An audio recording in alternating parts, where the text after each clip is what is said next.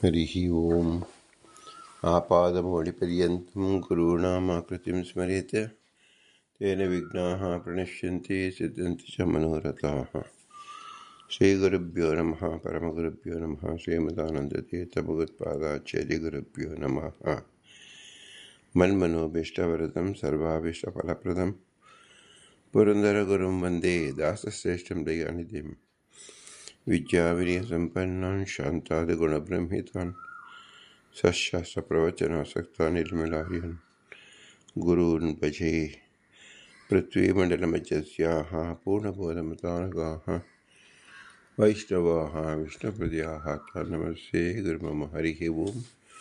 ಶ್ರೀಶಾಪಾಹಿ ಅನಂತಕೋಟಿ ಬ್ರಹ್ಮಾಂಡ ನಾಯಕ ಎಂಬುದು ಶ್ರೀ ಪುರಂದರದಾಸರು ರಚಿಸಿದ ಭವ್ಯ ಗ್ರಂಥ. ಶಾಸ್ತ್ರ ಪ್ರಮೇಯಗಳು 180 ಗದ್ಯ ಮಾಲೆಗಳು. ನಾವು 82ನೇ ಗದ್ಯದಿಂದ 92ನೇ ಗದ್ಯವರೆಗೂ ನೋಡುತ್ತಿದ್ದೆವು. ಅಕ್ರೂರ ವರ್ಧ, ಅಂಬರೀಷ ವರ್ಧ, ನಾರದ ವರ್ಧ, ಪ್ರಹ್ಲಾದ ವರ್ಧ, ಗಜೇಂದ್ರ ವರ್ಧ, ಮುಚುಕುಂದ ವರ್ಧ, ಧ್ರುವ ವರ್ಧ, ವಿಭೀಷಣ ವರ್ಧ, ಪುಂಡರೀಕ ವರ್ಧ ಮತ್ತು ಪರಾಶರ ವರ್ಧ ಎಂಬುದು 10 ಜನ ವರದರು. 10 ಎಂಬುದು ಅನಂತ ಸಂಖ್ಯೆ.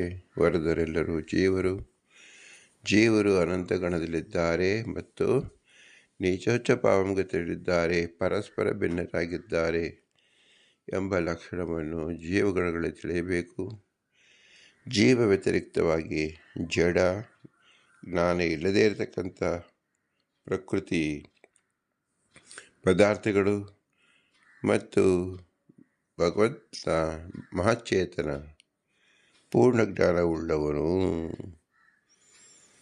ಈ 3 ಪದಾರ್ಥಗಳಿಂದ 5 ಭೇದಗಳನ್ನು, ಜೀವನಿಗೆ ಭೇದ, ಜಡಕ್ಕೆ ಭೇದ, ಈಶ ಜೀವಗೆ ಭೇದ, ಈಶ ಜಡಕ್ಕೆ ಭೇದ ಎಂಬ ಪಂಚಭೇದ ತಾರತಮ್ಯವನ್ನು ಮುಖ್ಯವಾಗಿ ಜೀವರುಗಳಲ್ಲಿ ನಾವು ತಿಳಿದುಕೊಳ್ಳಬೇಕು.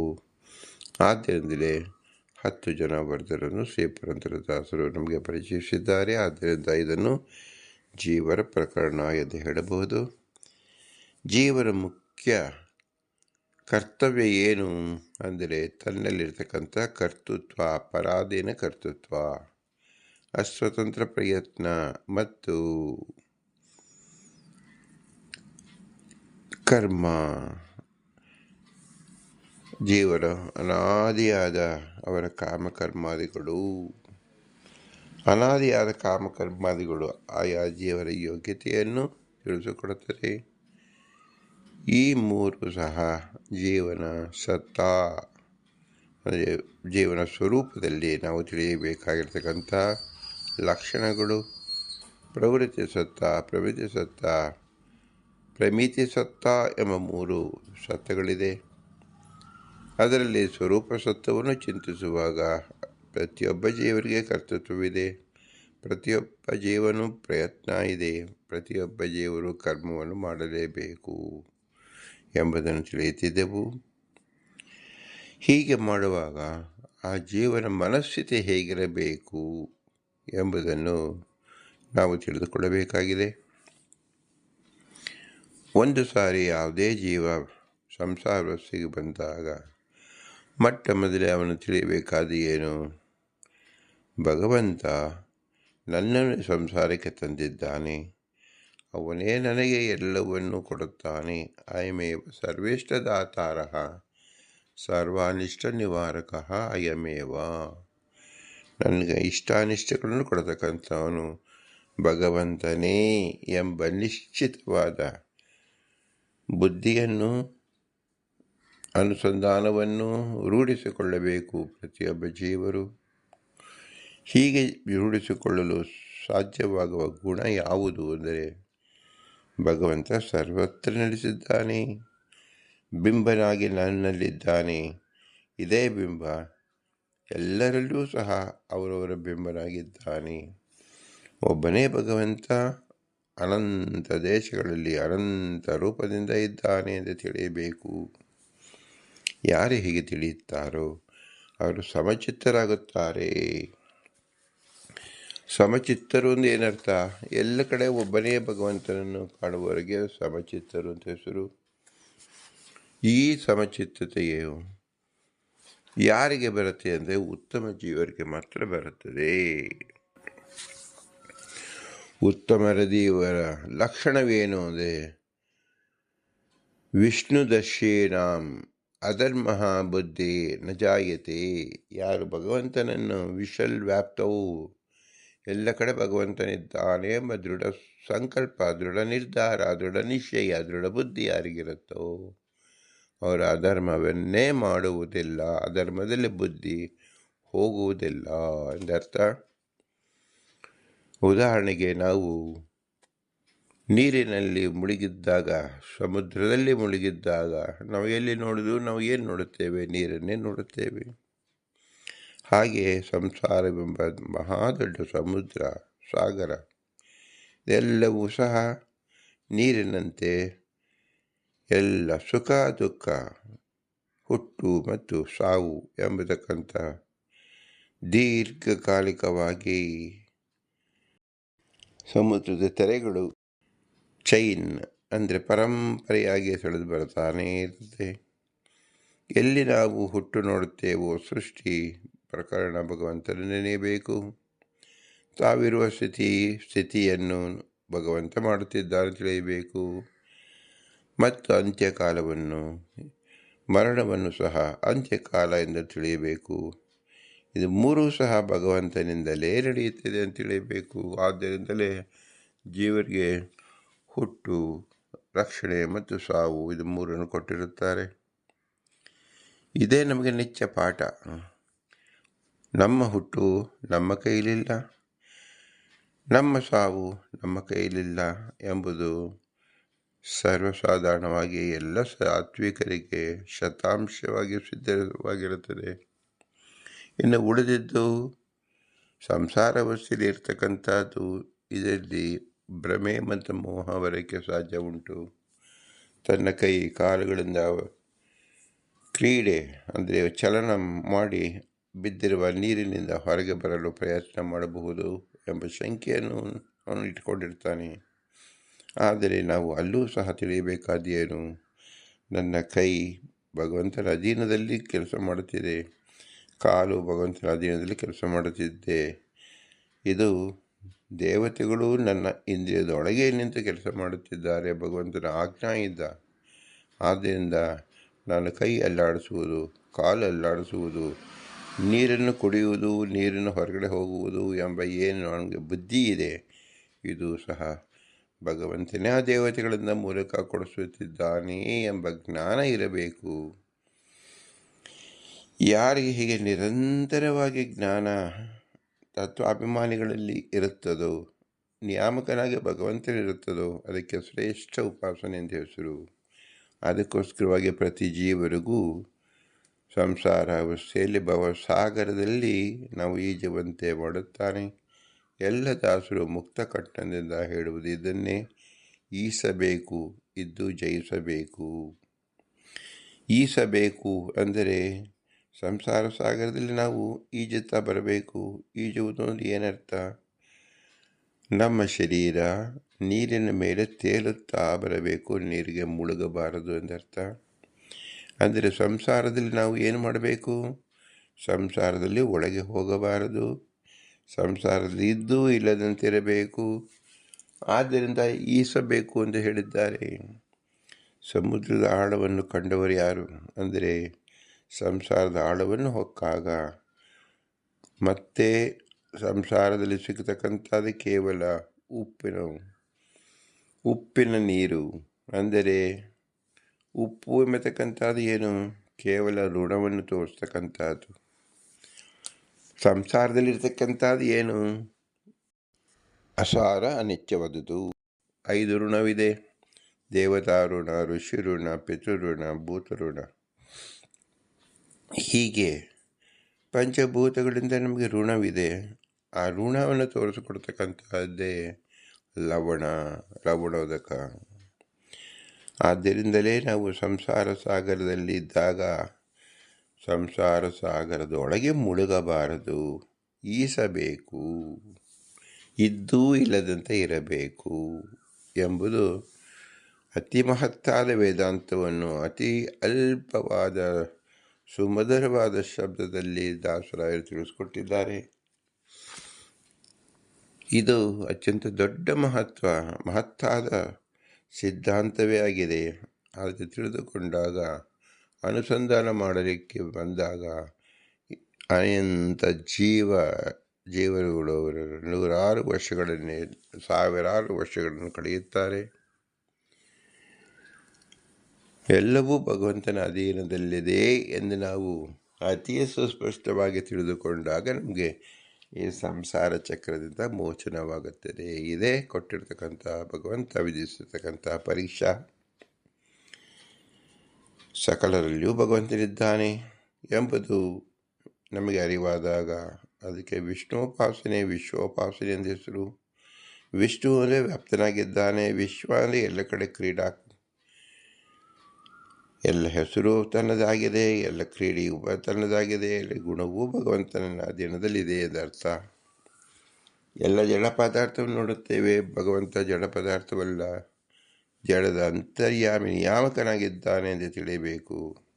ದೇವತೆಗಳು ಚೇಷ್ಟಾ ಮಾಡುತ್ತಾರೆ, ದೇವತೆಗಳೇ ಮಾಡುವರಲ್ಲ, ದೇವತೆಗಳು ಕೇವಲ ಅಭಿಮಾನಿಗಳು, ಅವರಲ್ಲಿ ನಿಯಾಮಕನಾಗಿ ಭಗವಂತ ಮಾಡಿಸುತ್ತಾನೆ ಎಂದು ನಾವು ತಿಳಿಯಬೇಕು. ಎಲ್ಲದಕ್ಕೂ ಮೂಲ ಶಕ್ತಿಯಾಗಿರ್ತಕ್ಕಂಥ ಭಗವಂತ ಎಂಬುದೇ ಮುಖ್ಯ ಧ್ಯೇಯ. ಇದನ್ನು ಸಾತ್ವಿಕ ಜನರು ಹೇಗೆ ತಿಳಿಯುತ್ತಾರೆ ಅಂದರೆ, ಎಲ್ಲವೂ ವಿಷ್ಣು ಅಧೀನ ಎಂದು ತಿಳಿಯೋದ್ರಿಂದ ಯಾವತ್ತೂ ಅವರ ಮನಸ್ಸು ಅಧರ್ಮಕ್ಕೆ ಹೋಗುವುದಿಲ್ಲ. ಕದಾಚಿತಪಿ ನ ಧರ್ಮ ಬುದ್ಧಿ ವಿಷ್ಣು ದೃಶಾಂ ಭವೇತ್ ಪ್ರಮಾದಾತ್ ಕೃತಂ ಪಾಪಂ ಸ್ವಲ್ಪಂ ಭಸ್ಮೀ ಭವಿಷ್ಯತಿ. ಆದಿರಾಜೌ ತಥಾ ದೇವೈಃ ಋಷಿಭಿಃ ಕ್ರಿಯತೆ ಕ್ರಿಯಂ ಬಾಹುಲ್ಯಾತ್ ಕರ್ಮಣಿ ತೇಷಾಂ ದುಃಖಸೂಚಕಮೇವ ತತ್ ಇತಿ.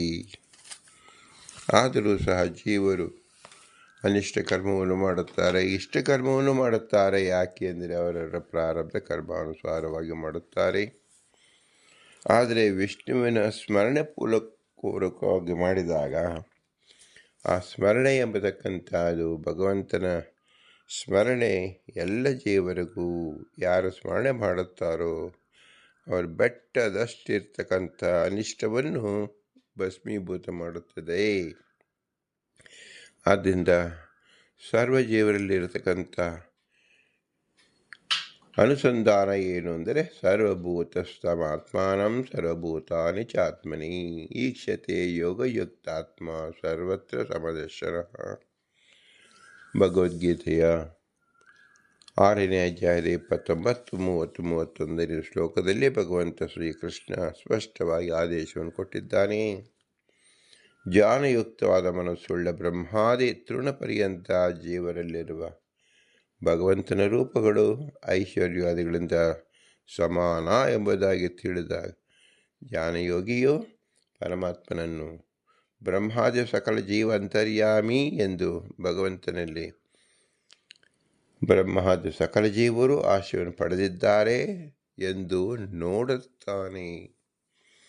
ಪಶ್ಯತಿ ಎಂದು ತಿಳಿಸಿದ್ದಾರೆ. ಸರ್ವಭೂತಾನಿ ಆತ್ಮಾನಂ ಸರ್ವಭೂತಾನಿ ಚ ಆತ್ಮನಿ ಈಕ್ಷತೆ ಯೋಗಯುಕ್ತಾತ್ಮ ಸರ್ವತ್ರ ಸಮದರ್ಶನಃ. ಈಕ್ಷತೆ ಎಂಬುದು ಅತಿ ಮುಖ್ಯವಾದದ್ದು. ಈಕ್ಷತೆ ಎಂಬತಕ್ಕಂಥದ್ದು ಜ್ಞಾನಿಗಳ ಲಕ್ಷಣ. ಶಾಸ್ತ್ರದಲ್ಲಿ ಮೊದಲು ಶ್ರವಣ ಮಾಡಿರ್ತಾನೆ, ಓದಿಕೊಂಡಿರ್ತಾನೆ, ಉಪದೇಶ ಪಡೆದಿರ್ತಾನೆ. ಪಡೆದಿರುವುದನ್ನು ತನ್ನ ಬುದ್ಧಿಯಲ್ಲಿ ಸ್ಥಿತ ಮಾಡಿಕೊಂಡಾಗ ಪ್ರತ್ಯಕ್ಷವಾಗಿ ನೋಡುತ್ತಾನೆ. ಅದಕ್ಕೆ ಅಪರೋಕ್ಷವೆಂದು ಹೆಸರು. ಕಂಡಲೆಲ್ಲ ವಿಶ್ವರೂಪಕಾಂಬರು. ಎಲ್ಲ ಕ್ರಿಯೆಯು ಭಗವಂತನದು ಎಂದು ಹೇಳಿದಾಗ, ಒಂದು ಕ್ರಿಯೆಯನ್ನು ಹೇಳಿದಾಗ ಮತ್ತೊಂದು ಕ್ರಿಯೆಯನ್ನು ಯಾರು ಪ್ರಶ್ನೆ ಮಾಡುವುದಿಲ್ಲ. ಹೇಗೆ ಅನ್ನದಗಳು 25 ಕಿಲೋ ಅಕ್ಕಿಯಲ್ಲಿ ಸುಮಾರು ಲಕ್ಷಾಂತರ ಅಕ್ಕಿಗಳಿದ್ದರೂ ಸಹ ನಾವು ಅನ್ನ ಆಗಿದೆಯೋ ಅದು ಒಂದನ್ನು ನಾವು ನೋಡುತ್ತೇವೆ, ಎರಡನ್ನು ನೋಡುತ್ತೇವೆ ಹೊರತು ಎಲ್ಲವನ್ನೂ ನಾವು ಹೆಸರಿಗೆ ನೋಡುವುದಿಲ್ಲ. ಹಾಗೆ ಭಗವಂತನ ಒಂದು ಕರ್ಮ, ಒಂದು ಕ್ರಿಯೆಯನ್ನು ನೋಡಿದಾಗ ಅನಂತ ಕ್ರಿಯೆಯು, ವಿಶ್ವದಲ್ಲಿ ನಡೀತಕ್ಕಂಥ ಎಲ್ಲ ಕ್ರಿಯೆಯು ಭಗವದ್ ಅಧೀನ ಎಂದು ತಿಳಿಯಬೇಕು. ಇದೇ ಯುಕ್ತ ಚಿಂತಾ. ತನ್ನ ಯುಕ್ತಿಯನ್ನು ಆ ಮೂಲಕವಾಗಿ ತಿಳಿದುಕೊಳ್ಳತಕ್ಕಂಥ ಯಾವ ಸಾತ್ವಿಕ ಜೀವ ಈಕ್ಷತೆ ಕಾಣುತ್ತಾನೆ, ಅನುಸಂಧಾನ ಮಾಡಿಕೊಳ್ಳುತ್ತಾನೆ. ಇದನ್ನು ಸ್ಪಷ್ಟೀಕರಿಸುತ್ತಾರೆ ಶ್ರೀಮದಾನಂದ ತೀರ್ಥರು. ಜೇಯಮಾಹ ಸರ್ವಭೂತ ಸಮಿತಿ. ನಾವು ಕಾಣತಕ್ಕಂಥ ಪಂಚಭೂತಗಳು, ಅದರಲ್ಲಿ ಕಾಣುವ ಭೂತಗಳು, ಕಾಣದ ಭೂತಗಳು, ಆಕಾಶ ಮತ್ತು ವಾಯು ಕಾಣುವುದಿಲ್ಲ, ಮಣ್ಣು, ನೀರು ಮತ್ತು ಬೆಂಕಿ ಕಾಣುತ್ತದೆ. ಕಾಣುವ ಭೂತದಲ್ಲಾಗಲಿ ಕಾಣದಿರುವ ಭೂತಗಳಲ್ಲಾಗಲಿ ಪರಮಾತ್ಮನಿದ್ದಾನೆ ಎಂಬುದು ತಿಳಿಯಕ್ಕೋಸ್ಕರವಾಗಿ 3 ಭೂತವನ್ನು ಕಾಣಿಸುತ್ತಾನೆ, ಇನ್ನೆರಡು ಭೂತವನ್ನು ಕಾಣಿಸುವುದಿಲ್ಲ. ಅಮೂರ್ತತ್ವ ಲಕ್ಷಣದಿಂದ ಇಲ್ಲಿಯೇ ನಮಗೆ ಪರೀಕ್ಷಾಕಾರವಾಗಿ ನಮಗೆ ಸಿದ್ಧಪಡಿಸುತ್ತಿದ್ದಾನೆ. ಮಣ್ಣಿನಲ್ಲಿ ನಾವು ಗೊಂಬೆಯನ್ನು ನೋಡುತ್ತೇವೆ, ಅದರ ಅಂತರ್ಯಾಮಿ ಭಗವಂತನ ತಿಳಿ. ನೀರಿನಲ್ಲಿ ಪ್ರವಾಹವನ್ನು ನೋಡುತ್ತೇವೆ, ಅದರ ಅಂತರ್ಯಾಮ ಭಗವಂತನ ತಿಳಿ. ಅಗ್ನಿಯಲ್ಲಿ ರೂಪವನ್ನು ನೋಡುತ್ತೇವೆ, ಶಬ್ದವನ್ನು ನೋಡುತ್ತೇವೆ, ಅಂತರ್ಯಾಮ ಭಗವಂತನ ತಿಳಿ ಎಂದು 3 ಕಡೆ ನಮಗೆ ದಿಗ್ದರ್ಶನ ಮಾಡಿದ ಮೇಲೆ ಅನುಮಾನದಿಂದ ನಾವು ತಿಳಿಯಬೇಕು. ನಾವು ಗಾಳಿ ಸ್ಪರ್ಶವನ್ನು ನೋಡುತ್ತಿದ್ದೇವೆ, ಗಾಳಿಯಿಂದ ಬದುಕಿದ್ದೇವೆ. ಆದ್ದರಿಂದ ಭಗವಂತ ಪ್ರಾಣಧಾರಕನಾಗಿ, ಭಗವಂತ ಆ ಪ್ರಾಣನಲ್ಲಿ ಪ್ರಾಣನಾಗಿ ಮುಖ್ಯ ಪ್ರಾಣನಾಗಿರ್ತಕ್ಕಂಥವನು ಭಗವಂತನೇ ಎಂದು ತಿಳಿಯಬೇಕು. ವಿಭು ಆಕಾಶ ಅವಕಾಶಪ್ರದ, ತಾನು ಎಲ್ಲೆಡೆಗಿದ್ದು ಇತರರಿಗೂ ಅವಕಾಶ ಕೊಡ್ತಕ್ಕಂಥವನು ಭಗವಂತ. ಭಗವಂತ ತಂದೆ ತಾಯಿಯಂತೆ ಇರುವುದರಿಂದ ತಂದೆ ತಾಯಿ ಹೇಗೆ ಮಕ್ಕಳಿಗೆ ಅವಕಾಶಪ್ರದರು, ಹಾಗೆ ಜಗತ್ತಿಗೆ ವಿಶ್ವಕ್ಕೆ ತಂದೆ ತಾಯಿಯಾಗಿರ್ತಕ್ಕಂಥ ಭಗವಂತ ಎಲ್ಲರಿಗೂ ಆಶಯ ಕೊಡುತ್ತಾನೆ ಎಂಬುದನ್ನು ನಾವು ಆಕಾಶದಿಂದ ತಿಳಿಯಬೇಕು. ಹೀಗೆ ಪಂಚಭೂತಗಳಿಂದ ಭಗವಂತ ವ್ಯಾಪ್ತನಾಗಿದ್ದಾನೆ ಎಂಬುದನ್ನು ತಿಳಿದು ಗಟ್ಟಿ ಮಾಡಿಕೊಂಡಾಗ ಸರ್ವಭೂತ ಸಂಜೇಯಂ, ಸರ್ವಭೂತಗಳಲ್ಲಿ ಭಗವಂತನಿದ್ದಾನೆ ಎಂಬುದು ತಿಳಿದುಕೊಂಡು ಸರ್ವಭೂತಸ್ಸಂ ಆತ್ಮಾನಂ ಪರಮೇಶ್ವರಂ ಸರ್ವಭೂತಾನಿ ಚ ಆತ್ಮಾನಿ ಪರಮೇಶ್ವರೇ ತಂ ಚ ಪರಮೇಶ್ವರಂ ಬ್ರಹ್ಮತ್ವಂ ಆದೌ ಐಶ್ವರ್ಯಾದೀನಂ ಸಾಮ್ಯೇನ ಪಶ್ಯತಿ ತಚ್ಚೋಕ್ತಂ. ಭಗವಂತ ಸರ್ವರಲ್ಲೂ ಇದ್ದಾನೆ, ಬ್ರಹ್ಮದೇವರಲ್ಲಿದ್ದಾನೆ, ನಮ್ಮಲ್ಲೂ ಇದ್ದಾನೆ, ಅಣುಜೀವರಲ್ಲೂ ಇದ್ದಾನೆ. 3 ಜೀವರ ಅವರ ಗಾತ್ರ ಸಮವಾಗಿರುತ್ತದೆ, ಆದರೆ ಯೋಗ್ಯತೆ ವಿಭಿನ್ನವಾಗಿರುತ್ತದೆ. ಸಮನಾದವಲ್ಲಿ ಭಗವಂತ ಸಮನಾಗಿರುತ್ತಾನೆ, ವಿಭಿನ್ನ ಲಕ್ಷಣವುಳ್ಳ ಜೀವರಲ್ಲಿಯೂ ಸಹ ಭಗವಂತ ಸಮನಾಗಿರುತ್ತಾನೆ ಎಂಬುದು ತಿಳಿಯುವುದೇ ಅತಿ ಮುಖ್ಯ. ಬ್ರಹ್ಮದೇವರು ಕುಳಿತು ಮಾಡತಕ್ಕಂಥ ವಿಶಿಷ್ಟವಾದ ಕ್ರಿಯೆಗಳನ್ನು ಅಣುಜೀವಿಗಳಲ್ಲಿ ಮಾಡುವುದಿಲ್ಲ. ಭಗವಂತನ ಶಕ್ತಿ ಅದ್ಭುತ ಆಕಾರವಾಗಿ ಪ್ರಕಟವಾಗುವುದು ಬ್ರಹ್ಮನಲ್ಲಿ, ಅತ್ಯಲ್ಪವಾಗಿ ಪ್ರಕಟ ಮಾಡುವುದು ಯಾವ ಅಲ್ಪಜೀವಿಗಳನ್ನು ತಿಳಿಯಬೇಕು. ಒಟ್ಟಿನಲ್ಲಿ ಭಗವಂತನ ಶಕ್ತಿಯೇ ಪ್ರಕಟವಾಗುವುದು ಎಲ್ಲ ಜೀವರಲ್ಲೂ ಎಂಬ ತಿಳಿದುಕೊಳ್ಳುವಂಥ ಸಮಚಿತ್ತ ಎಂದು ಹೆಸರು. ಅದರಂತೆ ನನ್ನಲ್ಲಿ ಭಗವಂತ ಈ ಕೃತಿಯನ್ನು ಮಾಡುತ್ತಿದ್ದಾನೆ, ಈ ಚಿಂತನೆ ಮಾಡಿಸುತ್ತಿದ್ದಾನೆ, ಈ ಶಕ್ತಿಯನ್ನು ಕೊಡುತ್ತಿದ್ದಾನೆ. ಇದರಂತೆ ಎಲ್ಲರಲ್ಲಿಯೂ ಕೊಡುತ್ತಾನೆ. ಅವರವರ ಯೋಗ್ಯತಾನುಸಾರವಾಗಿ ಅಧಿಕವಾಗಿ, ಅತ್ಯಧಿಕವಾಗಿ ಮಹತ್ತರವಾದ ಜ್ಞಾನವನ್ನು ಕೊಡುತ್ತಿದ್ದಾನೆ ಎಂಬುದನ್ನು ನಾವು ತಿಳಿಯಬೇಕು. ಆತ್ಮಾನಂ ಸರ್ವಭೂತೇಷು ಭಗವಂತಂ ಅವಸ್ಥಿತಂ ಅಪಶ್ಯ ಸರ್ವಭೂತಾನಿ ಭಗವೈಖ್ಯಪಿ ಚಾತ್ಮನಿ ಇತಿ ಸಮಂ ಸರ್ವೇಷು ಭೂತೇಷು ತಿಷ್ಠಂತಂ ಪರಮೇಶ್ವರಂ. ಸಕಲ ಪ್ರಾಣಿಗಳಲ್ಲಿರುವ ಭಗವಂತನನ್ನು, ಆತ್ಮಾನಂ ಸಕಲ ಜಂತುಗಳನ್ನು ಭಗವಂತನಲ್ಲಿ, ಜ್ಞಾನಿಯು ಚತುರ್ಮುಖ ಬ್ರಹ್ಮನನ್ನು ಮೊದಲುಗೊಂಡು ತೃಣಪರ್ಯಂತವಾಗಿ ಸಕಲ ಜೀವಿಗಳಲ್ಲೂ ಇರುವ ಭಗವದ್ ರೂಪಗಳ ಮಹಿಮೆಯನ್ನು, ಸಮಾನತೆಯನ್ನು ಕಾಣುತ್ತಾನೆ. ಈ ವಿಚಾರ ಭಾಗವತದಲ್ಲಿ ಹೇಗೆ ಯುಕ್ತವಾಗಿದೆ. ಕರ್ದಮ ಪ್ರಜಾಪತಿ ಭಗವಂತನನ್ನು ಸಕಲ ಜೀವರಾಶಿಗಳಲ್ಲಿಯೂ ಇರುವನಾಗಿಯೂ ಮತ್ತು ಸಕಲ ಜೀವಿಗಳು ಅವನನ್ನು ಆಶ್ರಯಿಸುವುದಾಗಿಯೂ ತಿಳಿದನು. ಗೀತೆಯಲ್ಲೂ ಸಹ ಅದನ್ನು ತಿಳಿಸಿದೆ. ಸರ್ವ ಜೀವರಾಶಿಗಳಲ್ಲಿಯೂ ಇರುವ ಭಗವಂತನನ್ನು ಸಮಾನವಾಗಿ ತಿಳಿ ಎಂದು ಹೇಳುತ್ತದೆ. ಸರ್ವಭೂತೇಷು ಸ್ಥಿತಂ ಪರಮಾತ್ಮಾನಾಂ, ಸರ್ವಭೂತಸ್ಥಮಾತ್ಮಾನಾಂ ಸಮಸ್ತ ಪ್ರಾಣಿಗಳಲ್ಲಿರುವ ಪರಮಾತ್ಮನನ್ನು ಎಂದರ್ಥ. ಈ ಶ್ಲೋಕದಲ್ಲಿ ಉತ್ತಮಾಧಿಕಾರಿಗಳಿಂದ ಜಯವಾದ ಭಗವಂತನ ಸ್ವರೂಪವನ್ನು ತಿಳಿಸುತ್ತಿದ್ದಾರೆ ಎಂದರ್ಥ. ಯೋ ಮಾಂ ಪಶ್ಯತಿ ಸರ್ವತ್ರ ಸರ್ವಂ ಚ ಮಯಿ ತಿಷ್ಠತಿ ತಸ್ಯಾಹಂ ನ ಪ್ರಣಶ್ಯಾಮಿ ನ ಚ ಮೇ ನ ಪ್ರಣಶ್ಯತಿ. ಯಾವ ಜ್ಞಾನಯೋಗಿ ನನ್ನನ್ನು ಸಕಲ ಜೀವ ಅಂತರ್ಯಾಮಿ ಎಂದು ಕಾಣುತ್ತಾನೋ ಹಾಗೂ ಬ್ರಹ್ಮಾದಿ ಸಕಲ ಜಗತ್ತು ನನ್ನ ಅಧೀನ ಎಂದು ಕಾಣುತ್ತಾನೋ ಅವನಿಗೆ ನಾನು ಇಲ್ಲವೆಂದಾಗುವುದಿಲ್ಲ. ನನ್ನ ಭಕ್ತನೇ ತಸ್ಯಾಹಂ ನ ಪ್ರಣಶ್ಯಾಮಿ ಆಗಿರುತ್ತಾನೆ, ಅವನ ಯೋಗಕ್ಷೇಮವನ್ನು ನಾನೇ ನೋಡಿಕೊಳ್ಳುತ್ತೇನೆ ಎಂಬುದು ಭಗವಂತನ ಪ್ರತಿಜ್ಞೆಯಾಗಿದೆ. ಇದರ ಫಲ ಏನು ಅಂದರೆ ಯೋ ಮಾಂ ಇತಿ ತಸ್ಯಾ ಅಹಂ ನಃ ಪ್ರಣಶ್ಯಾಮಿ ಸರ್ವದಾ ಯೋಗಕ್ಷೇಮಃ ಅಸ್ಯಾಂ ಇತ್ಯರ್ಥಃ. ನ ಚಾಮೇನ ಪ್ರಣಶ್ಯಂತಿ ಸರ್ವದಾ ಮದ್ಭಕ್ತೋ ಭವತಿ ಸತ್ಯಪಿ ಸ್ವಾಮಿನಿ ಅರಕ್ಷ್ಯತೆ ಅನಾಥಃ. ಏವಂ ಮೃತ್ಯೋಪಿ ಅಭಜತಿ ಅಭೃಚ್ಚಾಹ ಇತಿ ಪ್ರಸಿದ್ಧಿಃ. ಉಕ್ತಂ ಚ ಸರ್ವದಾ ಸರ್ವಭೂತೇಷು ಸಮಂ ಮಾಂ ಯಾ ಪ್ರಪಶ್ಯಂತಿ ಅಚಲಾ ತಸ್ಯ ಭಕ್ತಿಃ ಸ್ಯಾತ್ ಯೋಗಕ್ಷೇಮಮಹ್ಯಂ ಎಂಬುದು ಗರುಡ ಪುರಾಣದಲ್ಲಿ ಉಕ್ತವಾಗಿದೆ. ಹೀಗೆ ಭಗವಂತನನ್ನು ಯಾರು ತಿಳಿಸುತ್ತಾರೋ ತಸ್ಯಹಂ ನ ಪ್ರಣಶ್ಯಾಮಿ ಎಂಬುದು ಭಗವಂತನ ವಚನವಿರುತ್ತದೆ. ಅವನಿಗೆ ನಾನು ಇಲ್ಲವಾಗುವುದಿಲ್ಲ, ಅಂದರೆ ಯಾವಾಗಲೂ ಅವನ ಯೋಗಕ್ಷೇಮವನ್ನು ಭಾರವಹಿಸುತ್ತವನು ಎಂದರ್ಥ.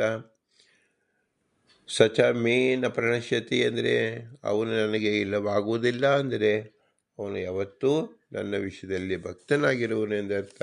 ಕಾರಣ ಒಡೆಯನಿದ್ದರೂ ಸೇವಕರನ್ನು ಘೋಷಿಸದಿದ್ದರೆ ಆ ಸೇವಕ ಅನಾಥನೇ. ಅಂತೆಯೇ ಸೇವಕರು ಸೇವೆ ಮಾಡುತ್ತಿಲ್ಲವಾದರೆ ಒಡೆಯನಲ್ಲ ಎಂದೇ ಲೋಕರೂಢಿ. ಗರುಡ ಪುರಾಣದಲ್ಲಿ ಈ ಶ್ಲೋಕದ ಅಭಿಪ್ರಾಯ ಉಕ್ತವಾಗಿದೆ. ಯಾವಾಗಲೂ ಸರ್ವ ಪ್ರಾಣಿಗಳಲ್ಲಿ ನನ್ನನ್ನು ಯಾರು ಸಮಾನವಾಗಿ ಕಾಣುವನೋ ಅವನ ಭಕ್ತಿಯು ಶಾಶ್ವತವಾಗಿರುತ್ತದೆ ಮತ್ತು ಅವನ ಯೋಗಕ್ಷೇಮವನ್ನು ನಾನು ನೋಡಿಕೊಳ್ಳುತ್ತೇನೆ ಎಂಬುದು ಭಗವಂತನ ಪ್ರತಿಜ್ಞೆಯಾಗಿದೆ.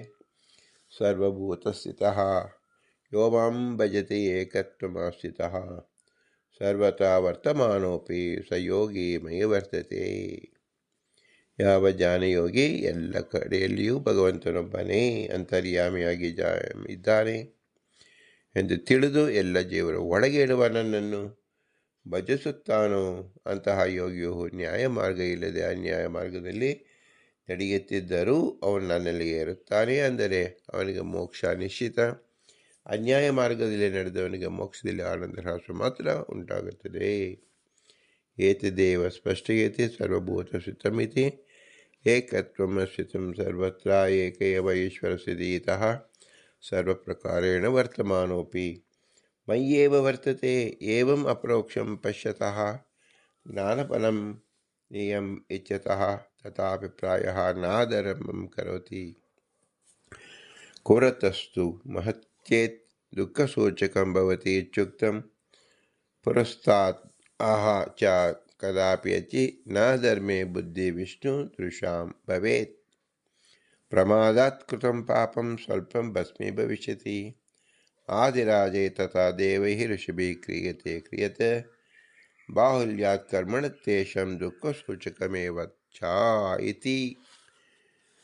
ಏಕತ್ವಂ ಅಸ್ಥಿತಃ ಅಂದರೆ ಎಲ್ಲ ಕಡೆಯಲ್ಲಿಯೂ ಜೀವನೊಬ್ಬನೇ ಎಂದು ನಿಶ್ಚಿತ ಮನೋಭಾವವುಳ್ಳವನು ಅಧರ್ಮ ಆಚರಿಸಿದರೂ ಅಪರೋಕ್ಷ ಜ್ಞಾನಿಗೆ ಜ್ಞಾನದ ಫಲವಾಗಿ ಮೋಕ್ಷವಂತೂ ನಿಶ್ಚಿತ.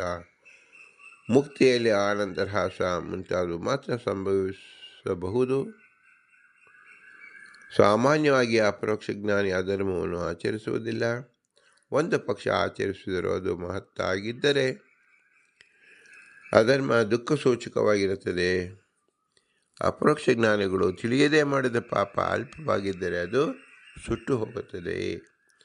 ಪ್ರಾಚೀನ ರಾಜರು, ದೇವತೆಗಳು, ಋಷಿಗಳು ಮಹತ್ತಾದ ಅಧರ್ಮವನ್ನು ಮಾಡಿರುತ್ತಾರೆ.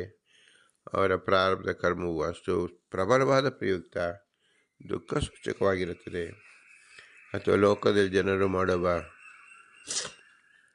ಮೈಥುನಾದಿ ಕರ್ಮಗಳು ಬಹಳವಾದ್ದರಿಂದ ಅದನ್ನು ನೋಡಿ ಚಿತ್ತಕ್ಷೋಭೆಯೊಳಗಾಗಿ ಸೌಭರ್ಯಾದಿಗಳು ಜ್ಞಾನಿಯು ತಾನು ಆ ಕರ್ಮವನ್ನು ಮಾಡುತ್ತಾನೆ, ಇದವರಿಗೆ ದುಃಖ ಸೂಚಕವಾಗುತ್ತದೆ.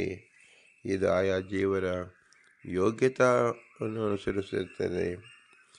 ಯೋಗ್ಯತೆಯಂತೆ ಪ್ರಾರಬ್ಧಂತೆ ಅನುಭವಿಸಲೇಬೇಕು. ಆದರೂ ಯಾರು ಭಗವನ್ನಿಷ್ಠನಾಗಿರುತ್ತಾನೋ ಅವನಿಗೆ ಇಂತಹ ಕರ್ಮ ಸೂಚಕಗಳು ಅನುಭವಿಸಿ, ಸ್ವಲ್ಪವನ್ನು ಅನುಭವಿಸಿ ದುಃಖ ರೂಪದಲ್ಲಿ ಅನುಭವಿಸಿ ಶಾಶ್ವತವಾದ ಮೋಕ್ಷವನ್ನೇ ಪಡೆಯುತ್ತಾರೆ ಎಂದರ್ಥ. ಏಕೆಂದರೆ ಎಲ್ಲ ಕರ್ಮಗಳಿಗೂ ಫಲ ಉಂಟು. ಮಹತ್ತಾದ ಕರ್ಮಗಳನ್ನು ಭಗವಂತ ಭಸ್ಮೀಕರಣ ಮಾಡುತ್ತಾನೆ. ಆದರೆ ಯಾವುದು ಪ್ರಾರಬ್ಧ ಕರ್ಮವಿರುತ್ತದೋ, ಯಾವ ಪ್ರಾರಬ್ಧ ಅನುಸಂಧಾನಕ್ಕೆ ಪ್ರಾರಂಭವಾಗಿರುತ್ತದೋ ಅದನ್ನು ಅನುಭವಿಸಲೇಬೇಕು. ಆಗ ಭಗವಂತ ಅದನ್ನು ಅಲ್ಪೀಭೂತವನ್ನು ಮಾಡಿ ಅದು ದುಃಖ ಗೋಚರವಾಗುವಂತೆ ಮಾಡುತ್ತಾನೆ ಹೊರತು ದುಃಖವನ್ನು ಕೊಡುವುದಿಲ್ಲ. ಉದಾಹರಣೆಗೆ, ಸ್ವಪ್ನದಲ್ಲಿ ನಾವು ಯಾವುದೋ ಒಂದು ದುಃಖವನ್ನು ಅನುಭವಿಸಿದಂತೆ ಅಥವಾ ಇನ್ನೊಬ್ಬರು ಯಾವುದೋ ಮಾತಿನಂತೆ ನಮ್ಮನ್ನು ದೂಷಿಸುವಂತೆ ಮಾಡಿ ಭಗವಂತ ನಮ್ಮಲ್ಲಿರುವ ಪ್ರಾರಬ್ಧ ಕರ್ಮದ ಫಲವನ್ನು ತೆಗೆದುಬಿಡುತ್ತಾನೆ. ಹೀಗೆ ಯಾರು ಭಗವಂತನನ್ನು ಎಲ್ಲ ಕಡೆ ಇದ್ದಾನೆ, ಅವನ ನಿಯಾಮಕಾದಿ ತಿಳಿಯುತ್ತಾರೋ ಅವನನ್ನು ಭಗವಂತನೇ ನೋಡಿಕೊಳ್ಳುತ್ತಾನೆ ಎಂದರ್ಥ. ಸರ್ವತ್ರ ವಿಷ್ಣುರೇಕ ಇತಿ ಸ್ಥಿತಃ. ಏಕತ್ವಮಾಶ್ರಿತ ಎಲ್ಲ ಪ್ರಾಣಿಗಳಿಗೆ ಒಬ್ಬನೇ ಪರಮಾತ್ಮನು ನಿಯಾಮಕನಾಗಿರುತ್ತಾನೆ ಅಂತ ತಿಳಿದವನು ಶ್ರೀ ವೇದವ್ಯಾಸದೇವರ ಬ್ರಹ್ಮಸೂತ್ರದಲ್ಲಿ ಓಂ ಕಾಮಕಾರೇಣ ಚಾಯೇಕಯೇ ವಾ ಎಂಬಲ್ಲಿ ಯೋಗಿ ನ್ಯಾಯ ಮಾರ್ಗದಲ್ಲಿ ನಡೆಯುತ್ತಿದ್ದರೂ ಅವನು ನನ್ನಲ್ಲಿಯೇ ಇರುತ್ತಾನೆ, ಅವನಿಗೆ ಮೋಕ್ಷ ನಿಶ್ಚಿತ ಎಂದು ತಿಳಿಸಿದ್ದಾರೆ. ಆತ್ಮ ಉಪಮ್ಯೇನ ಸರ್ವತ್ರ ಮಾಂ ಸಮಂ ಪಶ್ಯತೆ ಯೋಜನ ಸುಖಂ ವಾಯದೆ ವಾ ದುಃಖಂ ಸ ಯೋಗ್ಯ ಪರಮೋ ಮತಃ.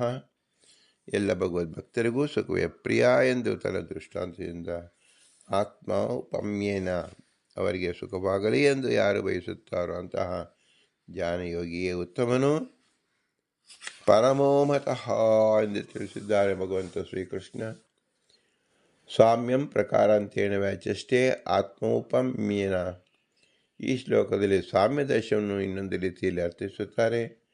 ಸಮದರ್ಶನ ಅಂದರೆ ತನಗೆ ಸುಖ ದುಃಖಗಳು ಹೇಗೆ ಇಷ್ಟಾನಿಷ್ಟಗಳಾಗುವೋ ಹಾಗೆ ಉಳಿದವರಿಗೂ ಆಗುತ್ತದೆ ಎಂದು ತಿಳಿದು ಭಗವದ್ಭಕ್ತರಿಗೂ ಸುಖವನ್ನು ಬಯಸುವನೆಂದರ್ಥ. ಅಥೋ ವಿಷ್ಣು ಅನುವರ್ತಿಸುವತ್ ಸ್ನೇಹ ಕರ್ತವ್ಯ. ಸರ್ವತ್ರ ಸಮಪಶ್ಯತಿ. ವಿಷ್ಣು ಭಕ್ತಿಯಲ್ಲಿ ತನ್ನಂತೆ ಇದೆ ಸ್ನೇಹವನ್ನು ಮಾಡಬೇಕು.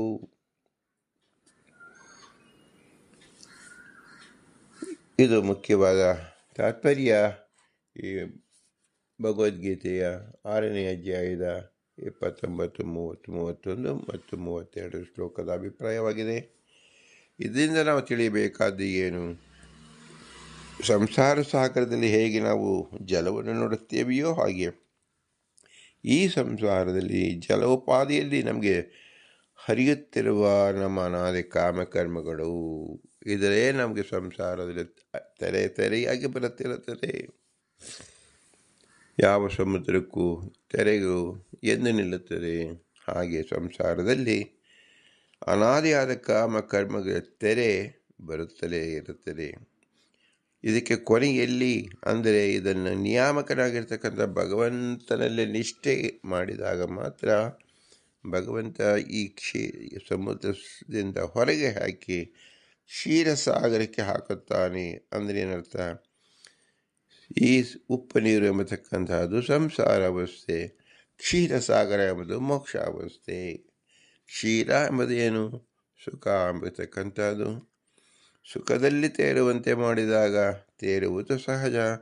ಆದರೆ ದುಃಖರೂಪವಾದ ಉಪ್ಪು ನೀರನ್ನು ತೆಗೆದು ನಾವು ಕ್ಷೀರದಲ್ಲಿ ಹಾಕಿದಾಗ ಅದೇ ಮೋಕ್ಷಪ್ರದವಾಗುತ್ತದೆ. ಆದ್ದರಿಂದ ಭಗವಂತ ಕ್ಷೀರಾಬ್ಧಿವಾಸಿ, ಕ್ಷೀರಸಗಿನದಲ್ಲಿ ಭಗವಂತನಿದ್ದಾನೆ ಎಂದು ಯಾಕೆ ಹೇಳುವುದು ಅಂದರೆ ಸದಾ ಸುಖಿಯಾಗಿರುತ್ತಾನೆ ಎಂದರ್ಥ. ಯಾರು ತನ್ನನ್ನು ನಂಬುತ್ತಾರೋ ಅವನನ್ನು ಭಗವಂತ ಉಪ್ಪಿನ ಸಮುದ್ರದಿಂದ ಅಂದರೆ ಸಂಸಾರ ಸಾಗರದಿಂದ ತೆಗೆದು ಕ್ಷೀರಸಾಗರಕ್ಕೆ ಹಾಕುತ್ತಾನೆ, ಅಂದರೆ ಮೋಕ್ಷವನ್ನು ಕೊಡುತ್ತಾನೆ ಎಂದು ಹೆಸರು. ಕ್ಷೀರ ಎಂಬುದು ಅಮೃತ. ಅಮೃತ ಅಂದರೆ ಮೃತ ಇಲ್ಲದ್ದು. ಮೃತ ಇಲ್ಲದ್ದು ಅಂದರೆ ಯಾವುದು? ಮೋಕ್ಷ. ಆದ್ದರಿಂದ ಕ್ಷೀರಸಾಗರ ಎಂದರೆ ಮೋಕ್ಷಪ್ರದ ಭಗವಂತ. ಆದ್ದರಿಂದ ಕ್ಷೀರಸಾಗರ ಇರತಕ್ಕಂಥವನು ಭಗವಂತ ಎಂಬುದು ಪ್ರಸಿದ್ಧಿಯಾಗಿದೆ. ಮೋಕ್ಷದ ಜನಾರ್ದನ ಎಂಬುದು ಶಾಸ್ತ್ರದ ವಚನವಿದವಾಗಿದೆ. ನಾವು ಚಲನೆ ಮಾಡನೆ ಕರ್ತೃತ್ವ, ಪ್ರಯತ್ನ, ಕರ್ಮ ಎಲ್ಲವೂ ಸದಾಕಾಲದಲ್ಲಿ ಜೀವನಿಗೆ ಇದ್ದೇ ಇರುತ್ತದೆ, ಮೋಕ್ಷದಲ್ಲೂ ಇದ್ದೇ ಇರುತ್ತದೆ. ಆದರೆ ಮೋಕ್ಷದಲ್ಲಿರತಕ್ಕಂಥ ಕರ್ತೃತ್ವ ಅತಿ ಸುಸ್ಪಷ್ಟವಾಗಿ ತಿಳಿದಿರುತ್ತದೆ. ಭಗವಂತನೇ ಮಾಡಿಸುತ್ತಿದ್ದಾನೆ. ಅಲ್ಲಿನ ಪ್ರಯತ್ನ ಅಂದರೆ ಏನು? ಫಲರೂಪವಾಗಿರುತ್ತದೆ. ಇಚ್ಛೆ ಮಾಡುವುದೇ ಪ್ರಯತ್ನ. ಮತ್ತು ಕರ್ಮ ಅಂದರೆ ಏನು? ಭಗವನ್ನಿಷ್ಠ ಪೂಜಾದಿ ಕರ್ಮಗಳಲ್ಲಿ ತೊಡಗಿಸಿಕೊಂಡಿರುವುದೇ ಕರ್ಮ. ಎಲ್ಲವೂ ಭಗವನ್ಮಯವಾಗಿರುತ್ತದೆ ಎಂಬ ತಿಳಿದುಕೊಂಡು, ಎಲ್ಲ ಪದಾರ್ಥಗಳು ಭಗವನ್ನಿಷ್ಠವಾಗಿರುತ್ತೆ ಅಂತ ತಿಳಿದುಕೊಂಡು ಭಗವತ್ಪೂಜವಾಗಿರ್ತಕ್ಕಂಥದ್ದೇ ಕರ್ಮ. ಆದ್ದರಿಂದ ಇದು ಎಲ್ಲಿ ಸಾಧ್ಯ? ಅಂದರೆ ಕ್ಷೀರಸಾಗರದಲ್ಲಿ ಸಾಧ್ಯ. ಅದೇ ಮೋಕ್ಷ ಎಂಬುದು. ಆದ್ದರಿಂದ ನಾವು ಈ ತಿಳಿಯಬೇಕಾದೇನು? ಉಪ್ಪಿನ ಸಮುದ್ರದಿಂದ ತೆಗೆದು ನಾವು ಕ್ಷೀರ ಸಮುದ್ರಕ್ಕೆ ಹೋಗಬೇಕು ಅಂದರೆ ಭಗವಂತ ಉಪ್ಪಿನ ಸಾಗರದಲ್ಲಿ ಇದ್ದು ನಮ್ಮ ಪರೀಕ್ಷೆ ಮಾಡುತ್ತಿದ್ದಾನೆ. ಇದೇ ಭವಸಾಗರ ಸಂಸಾರ ಎಂಬುದು.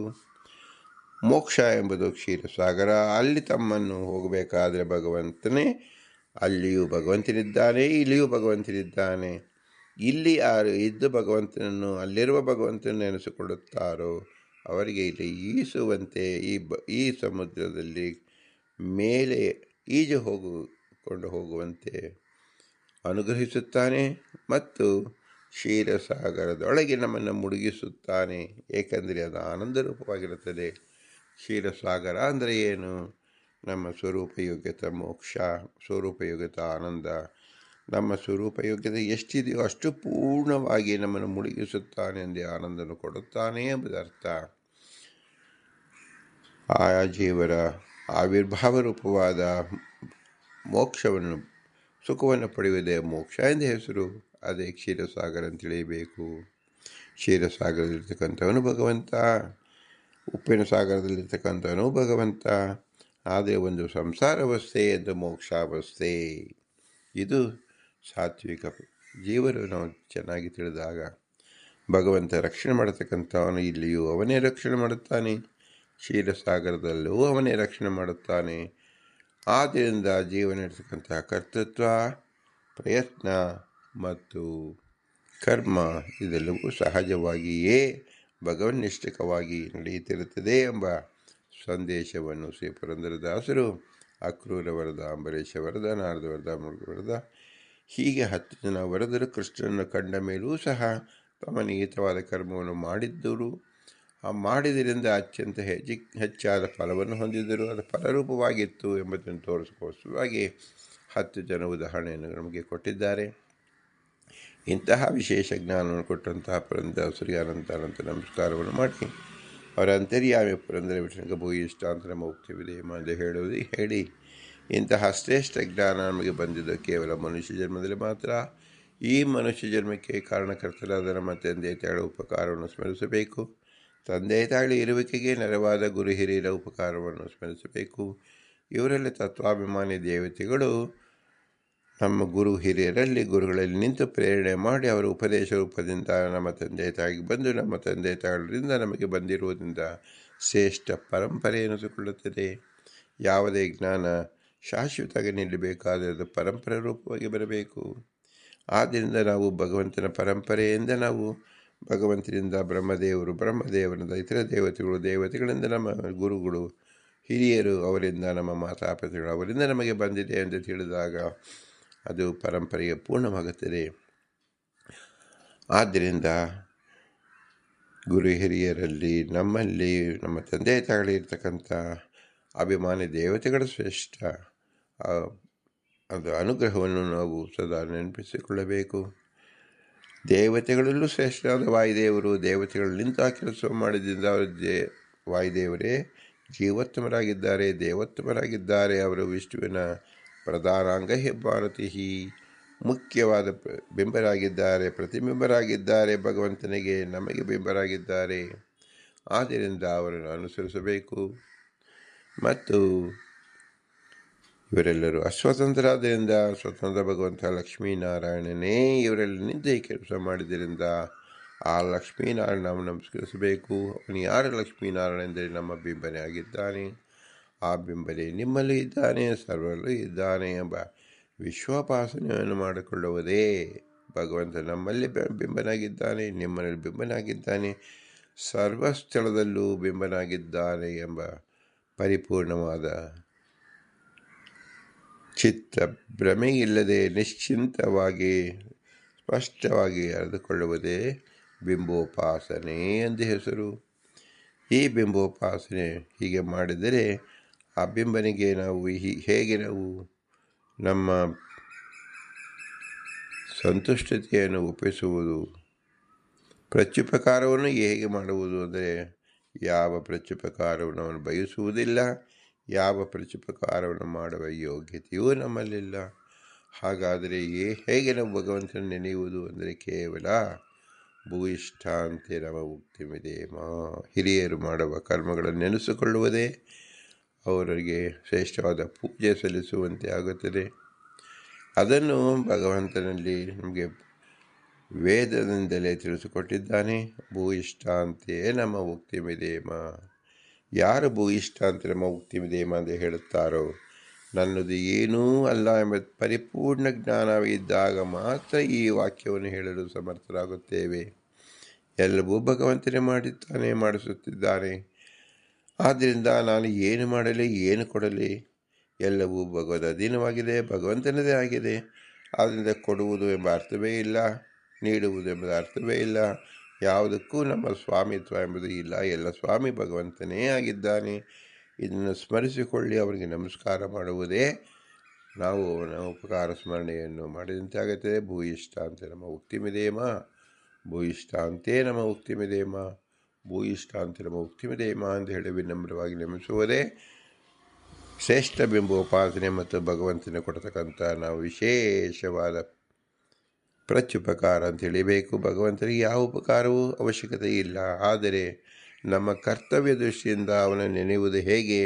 ಭೂಯಿಷ್ಠಾಂತ ನಮ್ಮ ಮುಕ್ತಿಮಿದೇಮ ಅಂತ ಹೇಳಿ ವಿನಮ್ರವಾಗಿ ನಮಿಸೋಣ. ಭಾರತೀಯರ ಮುಖ್ಯ ಪ್ರಾಣ ಅಂತ ಶ್ರೀಕೃಷ್ಣ ಅರ್ಪಣಮಸ್ತು. ಹರಿ ಓಂ, ಹರಿ ಓಂ, ಹರಿ ಓಂ.